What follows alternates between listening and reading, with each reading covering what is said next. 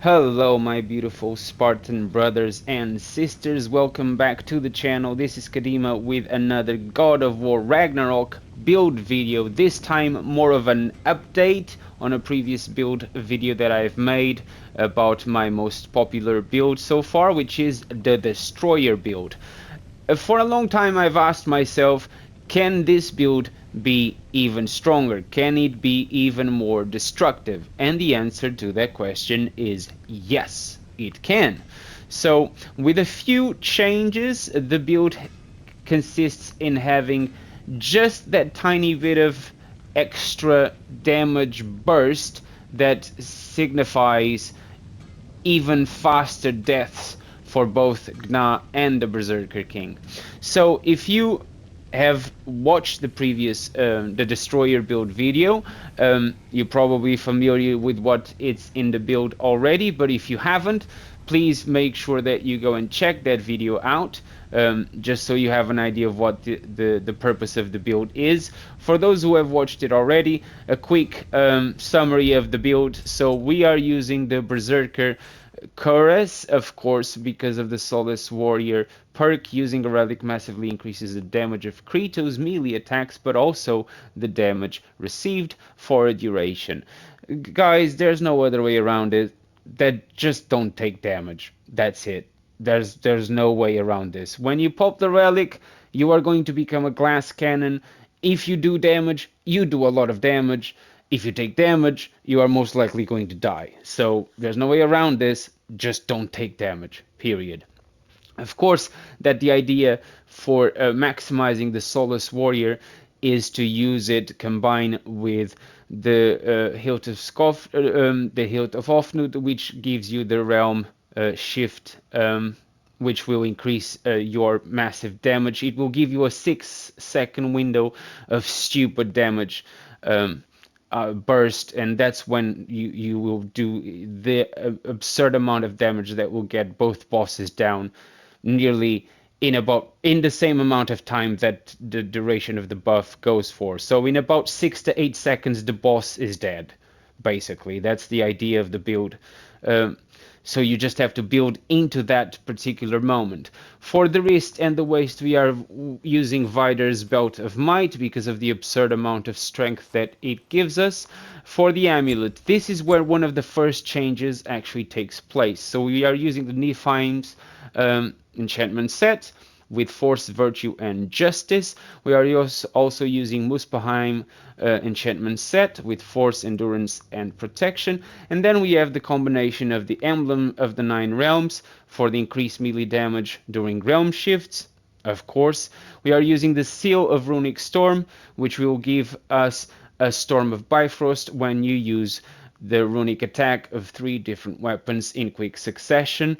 It doesn't do a significant amount of damage, but it's one more source of damage that you will automatically have at the same time that you are doing the realm shift and everything is going on at the same time. So it's just that little bit of extra damage there that will give you that edge to finish the fight even faster. And last but not least, this is the one change that I've made to the previous build. We are using the Boon of Valor. The Boon of Valor will grant us the Valorous Bloodthirst, which means that upon using the Spartan Rage Valor, Valor will heal less, but it will provide a powerful buff of strength and lifesteal for a duration. We don't really care about the lifesteal, we care about the small buff to the strength that you get just after using the Rage with the Valor. So, for the weapons, we are using the Leviathan Axe with a Furious Maul for obvious reasons. It gives us the highest amount of strength. We are using the blades with the Deadly Obsidian handles. Same reason as the axe. It gives us the highest amount of strength. For the spear, we are using the Warrior's Echo Serauter. There is another option that will give us more strength, pushing our strength up to 588 if I'm not mistaken, but I would rather stay at 577 because of the buff of the perk that you get with the Echo Serauter, which gives us spear attacks against sonic afflicted enemies, deal bonus damage, and build bonus Maelstrom skill charge. We are going to be using the sonic arrows with Freya, so this makes sense to use. Um, for the runic attacks, it's entirely up to you, but I strongly recommend using the thrust of 1,000 soldiers for both the Valkyrie Queen and the Berserker King. For the Valkyrie Queen, I would suggest using the Finger of Ruin.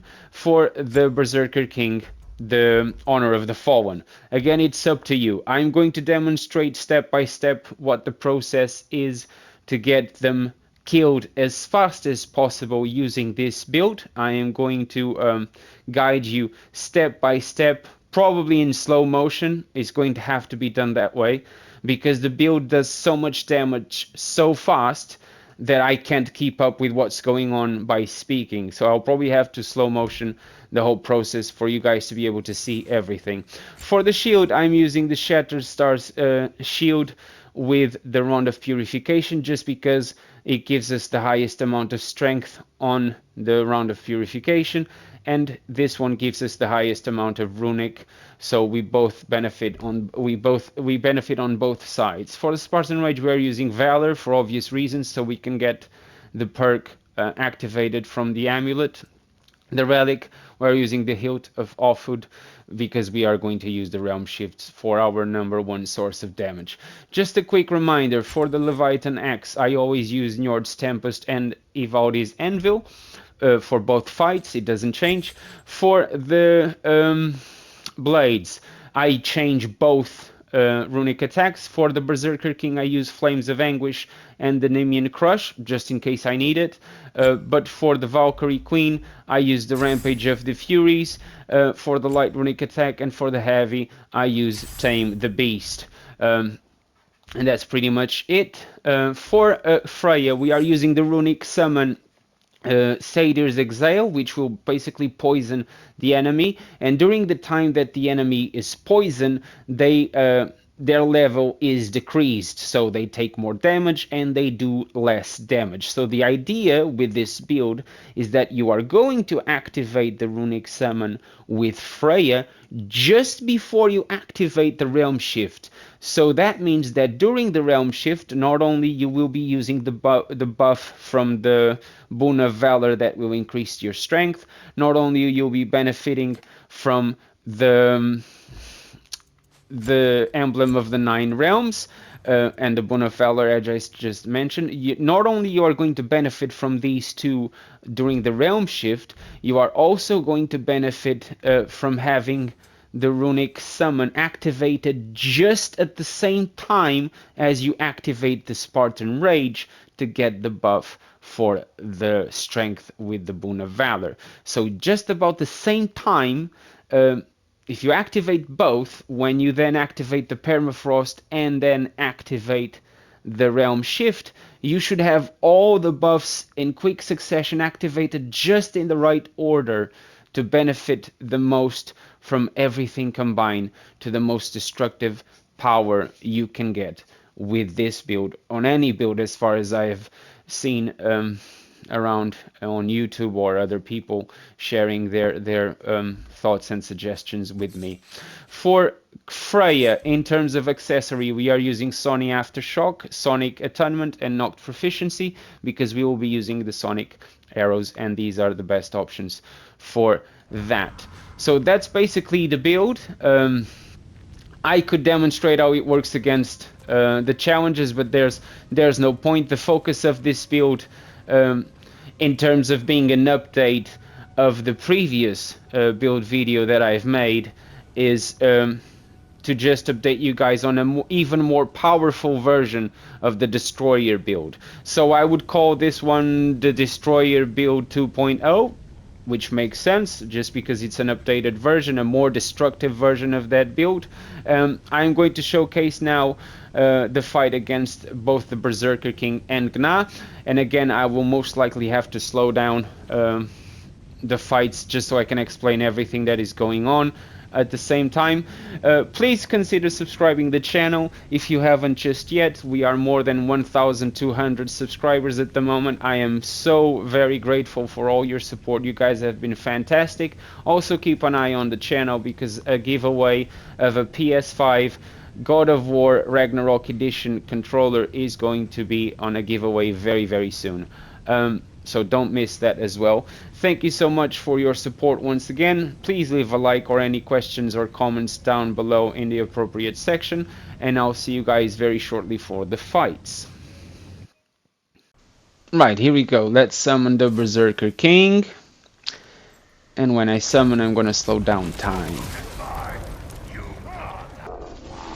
So after summoning the Berserker King, we want to close the gap straight away. We parry his attack, and we immediately respond with the light runic attack from the spear.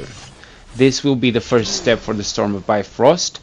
We detonate the spears, we change for the blades, and we use the light runic attack with the blades, change for the axe, and we finish with the light runic attack with the axe to activate the Storm of Bifrost. We activate the Spartan Rage for the Boon of Valor, we activate the Permafrost to interrupt his attack, we activate the Realm Shift, and as you can see, I activated just at the same time the poison with Freya. So now we do the combination R1, R1, R1, R2 while the Permafrost is active, and basically we just delete the Berserker King with this much damage. He is done. It's that easy. Now let's move on to the fight with Gna, which I'm going to have to slow motion from the start because there's things going on as soon as we get started. So with Gna, what we want to do is activate the Frost on the axe, activate the Spartan Rage for that buff, and we are going to run and throw the arrows with Freya, do an R2, R2, R2, change to the spear, and do the heavy runic attack with the spear. This will help keep her in place.